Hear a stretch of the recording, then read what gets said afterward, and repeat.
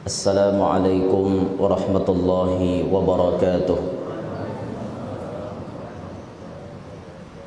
Hamdan wa syukran lillah, wassalatan wassalaman ala sayyidina wa habibina wa syafi'ina rasulillah Sayyidina Muhammad ibn Abdillah wa ala alihi wa sahbihi wa man ittaba'a hudah. Rabbi shrah li sadri wa yassir li amri wahlul 'uqdatam min lisani yafqahu qawli wa saddid lisani wahdi qalbi bijahin nabiyyi wal ali dusturakum ya ahlad darak wa ya ahlal batin wa ya ahlan nawbah wa ya ahlan nur, amma ba'd.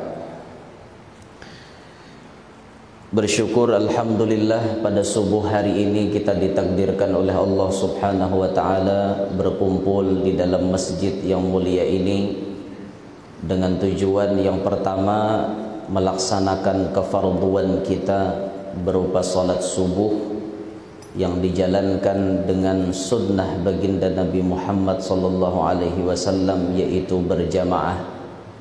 Ditambah lagi kita sedikit mengkaji sebahagian daripada ilmu-ilmu pengetahuan agama. Sebelum itu, marilah bagi siapa-siapa yang belum berniat i'tikaf dalam ini masjid, mari perbaharui niat pian, niatkan i'tikaf selama berada di dalam ini masjid. Malaran pahalanya.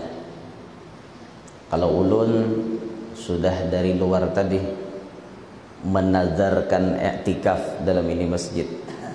Jadi di luar masjid kita berucap, aku nazar i'tikaf dalam ini masjid selama aku berada di dalamnya.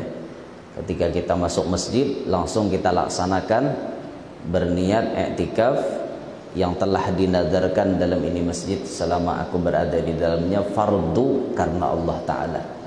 Jadi jar ulama, asal usulnya i'tikaf pahalanya sunnat, tapi karena dinazarkan maka pahalanya berubah jadi pahala wajib. Antara yang sunnat dengan yang wajib kelipatannya sampai 70 kali lipat lebih. Ini namanya berhelah di dalam ba'amal ibadat. Boleh berhelah untuk mengganalakan pahala, bukan berhelah hendak ma'akalani. Lain. Kalau bahelah hendak ma'akal tuh nang kaya esok sampai nisab zakat, esok nih sampai dah dihitung-hitung harta nih masuk di zakati, sakalinya bayar esok lanjakannya duitnya tukarkannya kan sebeda motor, otomatis duit ini berkurang, jadi sampai esok kada masuk lagi nisabnya aja. Nah itu ngarannya bahelah hendak ma'akal. Allah Ta'ala tahu aja maksudnya. Tapi nang kita hari ini menjadikan i'tikaf dinazarkan, itu maksudnya supaya mengganali pahala, dan itu dibenarkan dalam agama kita. Adapun pian-pian yang sudah masuk ke dalam, ya sudah niatnya ya i'tikaf sunnat saja. I'tikaf sunnat. Jadi yang belum i'tikaf, niatkan i'tikaf selama berada di dalam masjid ini. Hadirin sekalian rahimakumullah. Ketika kita ditakdirkan oleh Allah Subhanahu wa taala kawa sembahyang subuh berjamaah, ini satu nikmat yang besar. Di dalam fikih diurutkan sembahyang berjamaah itu nang paling ganal pahalanya, pertama adalah sembahyang fardu Jumat. Ini paling ganal pahalanya.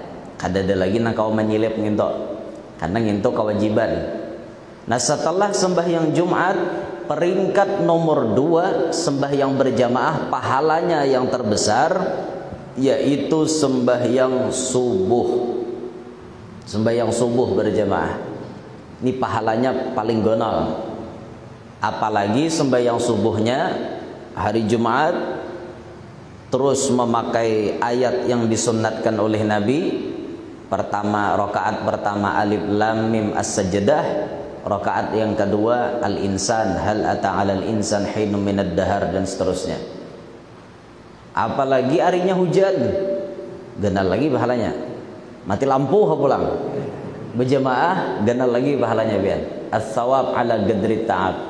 Pahala diukur berdasarkan kesusah payahan kita menggawinya. Nah, subuh peringkat kedua. Peringkat yang ketiga berjamaah itu adalah berjamaah salat isya. Berjamaah salat isya. Yang keempat berjamaah salat asar.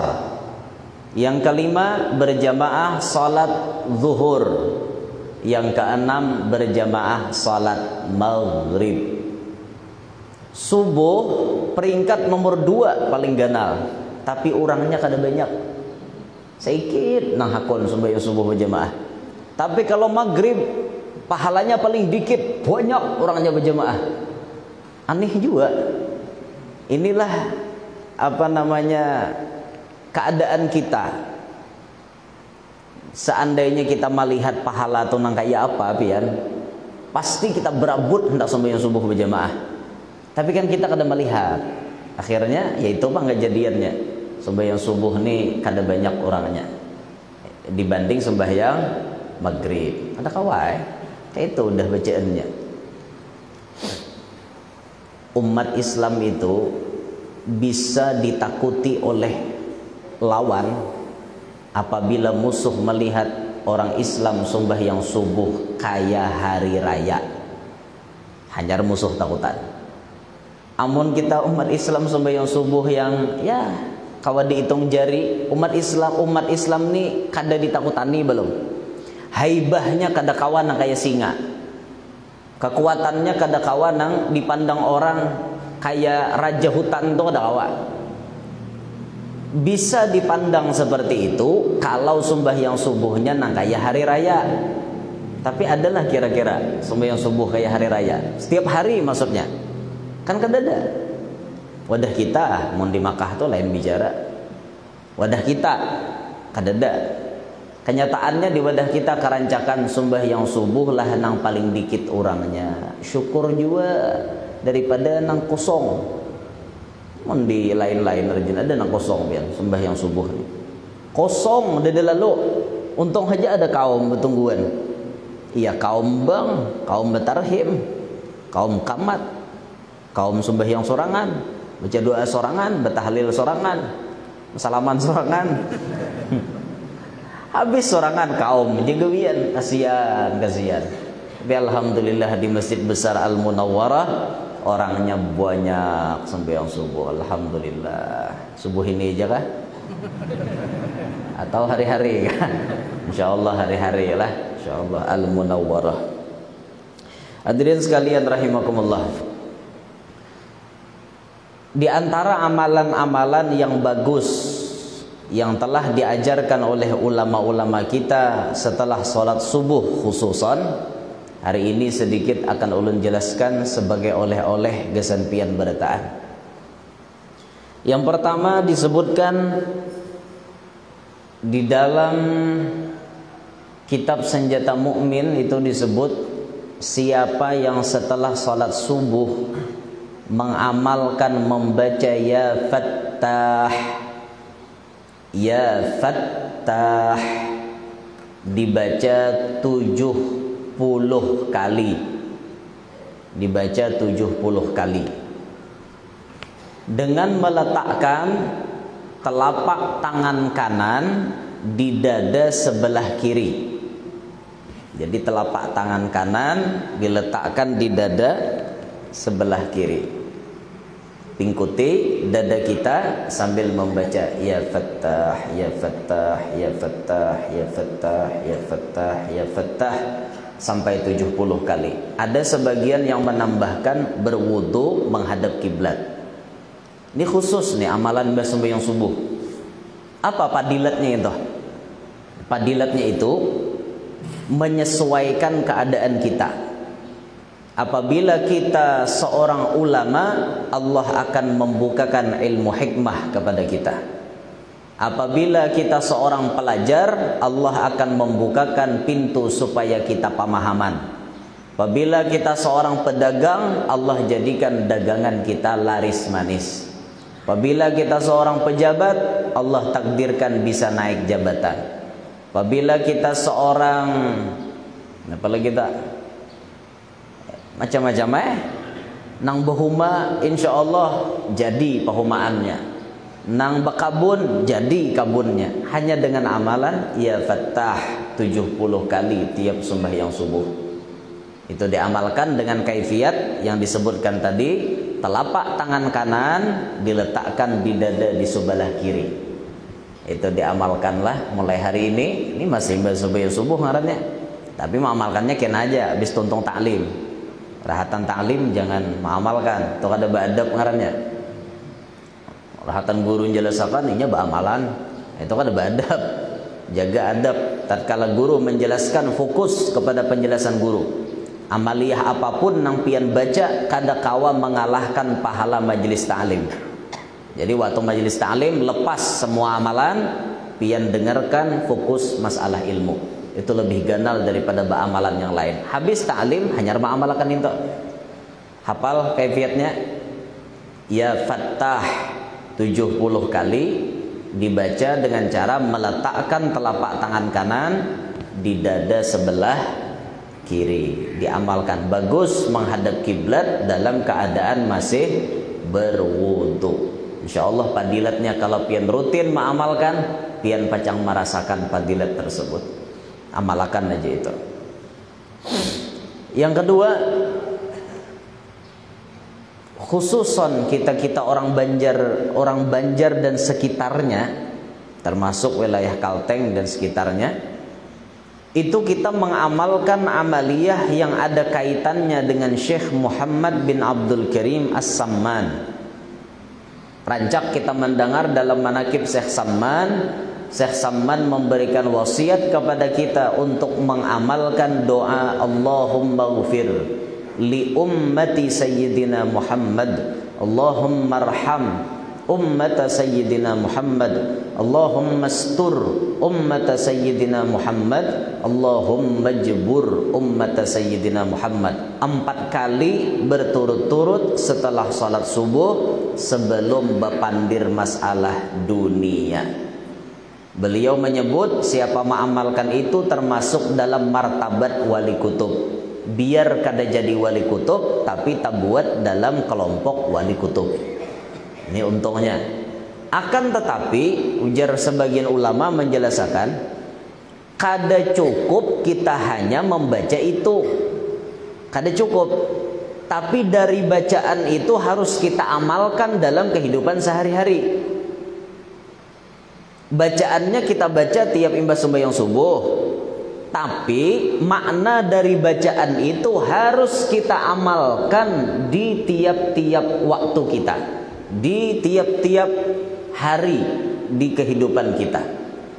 Allahumma ghfir li ummati sayyidina Muhammad. Ya Allah, ampunilah bagi umat Nabi Muhammad.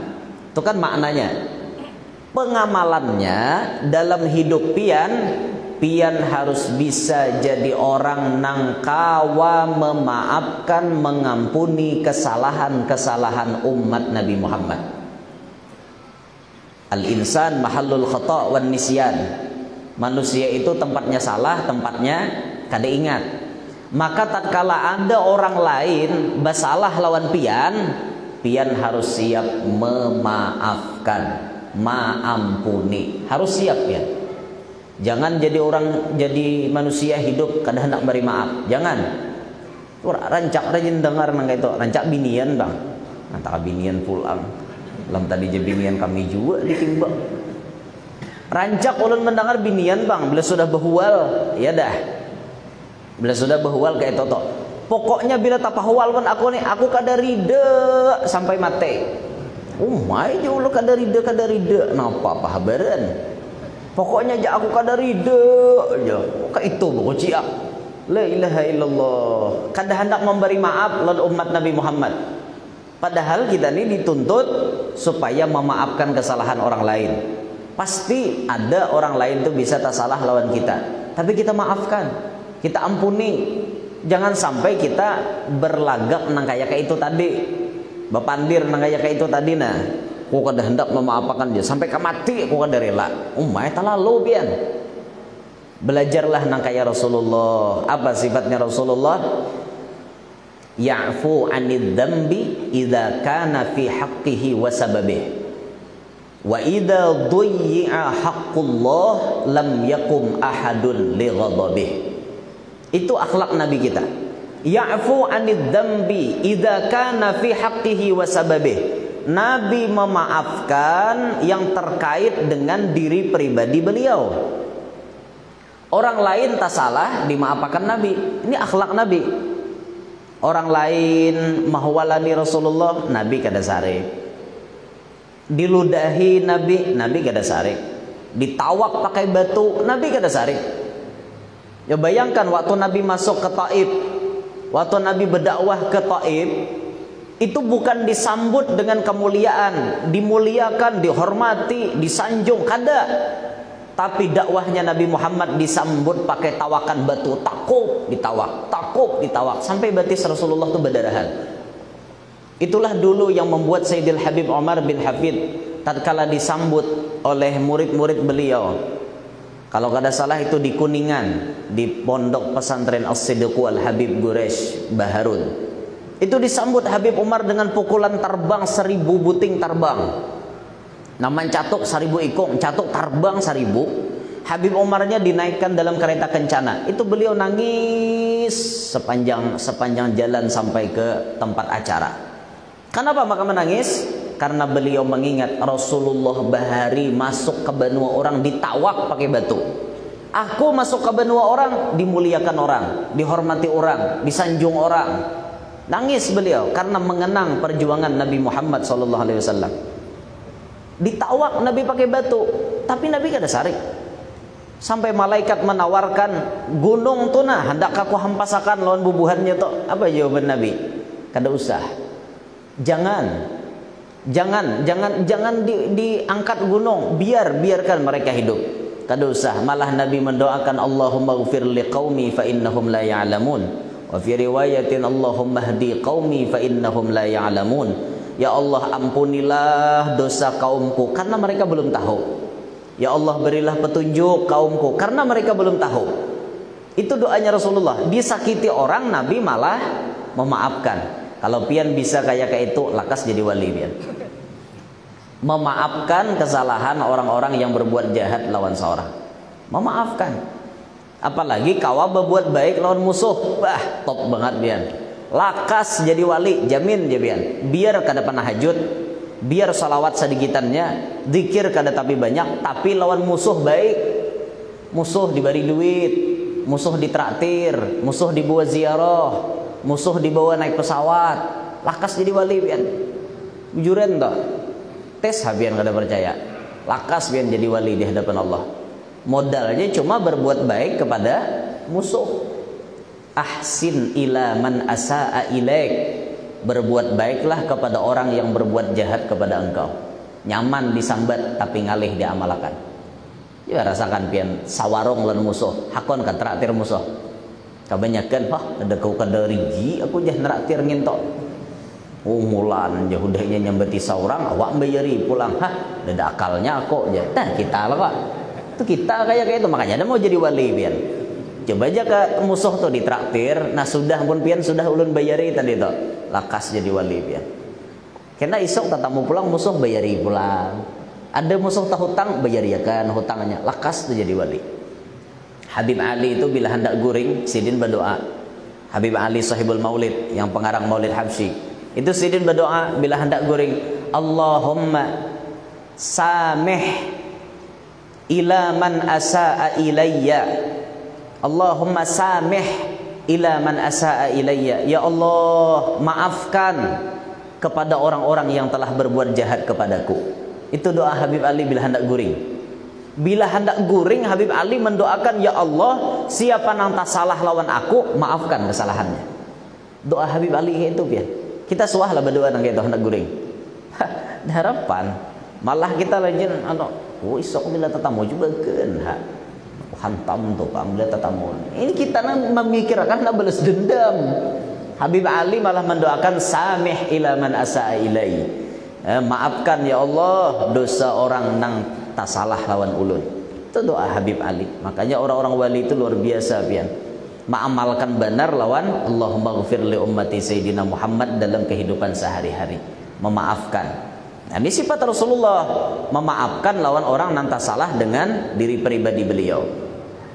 Tapi lihat Rasulullah, walaupun memaafkan atas urusan-urusan pribadi, tapi Nabi tidak ada kata ampun kalau sudah urusan agama. Wa idza duyyi'a haqqullah, apabila disia-siakan hukum Allah, lam yakum ahadun li ghadabih, belum ada orang berdiri sarik, Nabi Muhammad sudah sarik berdahulu. Karena hukum Allah dicaci maki, agama Allah dinistakan, belum ada orang sarik, Nabi berdahulu sarik. Itu sarik nang bujur. Dan ini sarik urusan pribadi aja, urusan agama dilecehkan orang, kujihing sarik kada. Sarik lah jurang agama dilecehkan. Hah, biasa aja aku ke itu aja. Han, nepe kisah. Agama dilecehkan kayak itu. Sudah urusan pribadi, sandal hilang amoknya 7 hari nyerampe. Sandal hilang sabalah aja tak. 7 hari amok. Sudah agama dilecehkan, ranai-ranai aja. Nah, ini orang imannya dipertanyakan ya. Kada lalu respon urusan agama. Wala'iyadzubillahi min dzalik. Dan Allahumma ghfir li ummati Sayyidina Muhammad. Amalannya dalam kehidupan sehari-hari, kita juga belajar jadi orang yang selalu memaafkan kesalahan-kesalahan orang lain. Allahumma arham ummata Sayyidina Muhammad. Ya Allah, berilah rahmat atau sayangilah umatnya Nabi Muhammad. Kita mendoakan supaya Allah menyayangi umatnya Nabi Muhammad. Amalannya dalam kehidupan sehari-hari, kita pun harus bersifat kasih sayang lawan umat Nabi Muhammad. Disayangi umat Rasulullah. Kayak apa caranya kita menyayangi umat Rasulullah? Oh, macam-macam ya caranya. Di antara tanda sayang kita kepada umat Nabi Muhammad, kita mengarahkan mereka ke jalan nang bujur. Kita memadahi mereka ke jalan yang benar. Man ahabbaka nasahaka, orang yang mencintaimu adalah orang yang menasehatimu. Bila ada orang hakun memadahi kita, menasehati kita, berarti orang itu cinta lawan kita. Mau orang membiarkan kita, marah aja, salah-salah, itu berarti orang kada cinta lawan kita, kada sayang lawan kita. Tapi kalau kita dipadahi orang, berarti kita ini dicintai oleh orang tersebut. Dicintai biar. Dicintai oleh orang tersebut. Bentuk sayang kepada umat Nabi Muhammad salah satunya menasehati kepada mereka. Menasehati, makanya tugas dakwah ini selalu dan selalu kita laksanakan. Ada salah satu anak daripada almarhum Abuya Al-Habib Hasan bin Ahmad Baharun. Beliau tatkala haul abahnya, tatkala haul Habib Hasan Baharun, bermimpi didatangi oleh Nabi Muhammad SAW. Ketika Nabi Muhammad datang, Nabi Muhammad menyatakan kepada beliau bahwa umat Nabi sekarang ini banyak mengalami kemunduran, banyak mengalami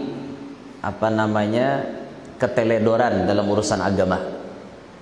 Maka di situ tatkala dipadahi Rasulullah kepada salah satu anaknya Abuya, maka anaknya Abuya menyahut di dalam mimpi bertemu Nabi.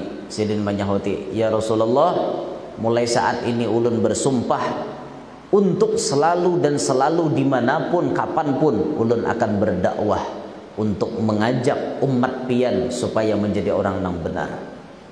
Rasulullah itu perhatian dengan umatnya. Dititipkan pesan itu kepada orang-orang nang parak lawan Nabi Muhammad SAW. Nah, maka tugas dakwah ini jangan putus asa kita. Siapapun mari bekerja sama untuk dakwah. Tujuan kita menyampaikan dakwah untuk menyenangkan hati Nabi Muhammad SAW. Yang alim dakwah dengan ilmunya. Tapi ingat, dakwah dengan ilmu yang dikedepankan ikhlas. Kalau kada bisa ikhlas, belajar ikhlas. Jangan berdakwah kada ikhlas. Imam Haddad merumuskan ada 3 supaya kita ini dakwahnya ikhlas. Ada 3 yang harus kita kerjakan. Beliau memang mewanti-wanti ahlul bait. Beliau yang utama dalam kata-katanya mewanti-wanti anak cucu Nabi Muhammad. Tapi ini pun untuk kita berataan bisa kita amalkan. Kata Imam Haddad, nahnu ahlu baiti Rasulillah sallallahu alaihi wasallam la natlub wa la narud wa la naddakhir. Ini 3 rumus dari Imam Haddad. Bila kita jadi pendakwah, rumus pertama la natlub, jangan meminta-minta. Ini rumus. Berarti kalau memasang tarif itu minta ngarannya. Ustaz, bisakah datang ke wadah kami? Bisa. Wani piro? Berapa wani? Mbari aku berapa wani? Jadi ustadznya nih. Ini ngarannya meminta. Ustadznya meminta. Itu dalam rumus ahlul bait dan ulama-ulama yang muhaggigin, ulama-ulama yang benar, itu dinyatakan salah. Rumusnya la natlub, kada meminta. Berarti mau masang tarif, berarti meminta. Menyalahi sudah lan aturan. Nah, la natlub, kita kada boleh mintalah, kada boleh minta. Wala narud, lalu rumus kedua, tidak boleh menolak. Meminta jangan, menolak jangan. Itu rumusnya. Meminta jangan, menolak jangan. Mun orang memberi, sambut. Apa susahnya? Nah jurang, memberi ipian jurang, bahadiah. Oh jangan, jangan kada usah, jangan kada. Buat renai, ada usah nang kayak itu. Orang bahadiah tuh kita lah meminta. Kada orang memberi, rumusnya la narud, tidak menolak. Bila orang beri, buat renai. Kenapa maka ahlul bait Nabi kayak itu? Kada mau menolak, sebab kalau terjadi penolakan kepada hadiah na orang beri lawan seorang, itu bisa mengakibatkan orang lain hatinya tersinggung. Habib diberi kada mau menerima, bisa jadi orang lain tersinggung. Guru diberi orang kada mau menerima, bisa jadi orang lain tersinggung. Nah, je guru kada mau menerima duitku, jangan-jangan haram duitku ini. Kan jadi tanda tanya. Karena suudzon inya lawan Habib lawan tuan guru. Tarima aja masalah pian kasyaf, pian melihat bandanya pada duit itu syubhat atau haram, itu urusan lain. Mbah pian tarima, pian buang. Atau mbah pian tarima, pian salukut, terserah aja. Banyak kan ulama-ulama kita nang kayak itu. Mbah diberi orang duit berucap guru ulun haram. Salukut sidin. Ma 50 juta kena salukut. Apa haram beritaan? Tapi mung kita adalah duit bapadah. Dalam kantong tu ranai beritaan. Nah halal berenai, nah haram berenai. Mana kita tahu halal dan haram? Beda lawan ulama-ulama yang sudah min ahlil kasyaf. Yang ahli-ahli kasyaf tuh luar biasa. Duit bapadah pian kayak guru sakumpul tuh. Duit bapadah. Guru ulun syubhat salukut sidin. Guru ulun haram salukut sidin. Itu kayak sidin. Nah kita nih ada tahu urusan haram ke halal ke sama berenai beritaan dalam dompet. Ya kayak itu bang, sudah kita nih. La narud, rumus nang kedua. Rumus nang ketiga, wala naddakhir, tidak menumpuk-numpuk. Meminta-minta kada boleh, menolak kada boleh, menumpuk-numpuk kada boleh juga. Ini rumus kita supaya jadi orang nang ikhlas. Dakwah pakai ilmu, ini kelasnya ulama. Dakwah pakai duit, pakai fulus, pakai harta, itu kelasnya orang sugih. Kelasnya orang sugih kayak gitu. Guru pian kemana hendak berdakwah? Tuh ke pedalaman sana ya sudah. Di pedalaman sana kasihan orang tuan gurunya kadada. Jalannya sakit, yuk masuk ke situ, siapa memfasilitasi? Orang sugih. Ini masuk ke dalam nih perlu mobil nang tinggi-tinggi. Sudah. Jarna suge kami nyiapakan gurai Fortuner 5 buah. Lawan Pajero Sport 4 buah. 9 motornya. 10 membuati 90. Semuaan makannya kami nanggung. Tapi pian nyuap seorang aja. Yang makanannya kami nyediakan beritaan. Ongkos bensinnya, minyaknya kami beritaan. Urusan di perjalanan buhan pian ndak nukar rokok, nukar macam-macam, kami beritaan. Nah, nyaman tulakan nang kayak ini, tuan guru bawa pasukan, bawa prajurit, duitnya nasugi. Ini kadang-kadang urusan dakwah ini betul tunjulan. Jangan sugih, kami dah tahu urusan dakwah itu urusan tuan guru. Nah, ini nang camoh nih. Mestinya orang sugih paham-paham. Mun hendak umpat andil berdakwah, ayo pian lihati keadaan di lapangan. Banyak daerah-daerah di pedalaman nang kada dapat dijamah, kada suah dimasuki oleh bubuhan tuan-tuan guru. Banyak tuan guru tuh di kota-kota berdiam. Masuk ke pedalaman jarang.